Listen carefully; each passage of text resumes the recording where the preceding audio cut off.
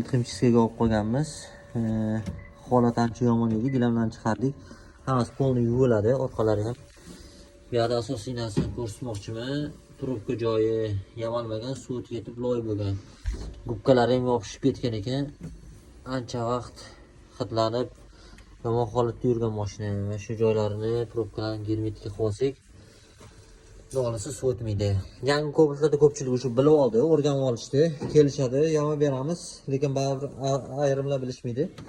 Esdan chiqib qoladi, e'tibor berishmaydi. O'shanda mana shunaqa yomonroq holatga kelib qolishi mumkin mashina.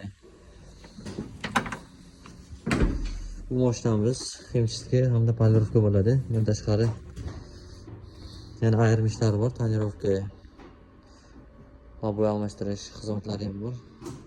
Bitirib beramiz hammasini chiroyli qilib. Kobaltimiz 100/100 tayyor bo'ldi.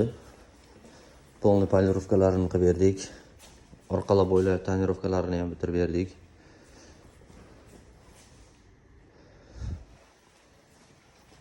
Himchikalari ham tayyorli holatda bitgan. Ahvoli o'ta og'ir edi.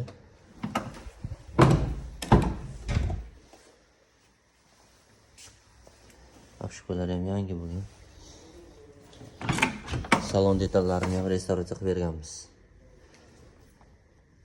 Sifatli detayling xizmatlari bo'yicha sizda Master Avtoga murojaat qilaverasizlar. Laboylarni ham almashtirib berganmiz.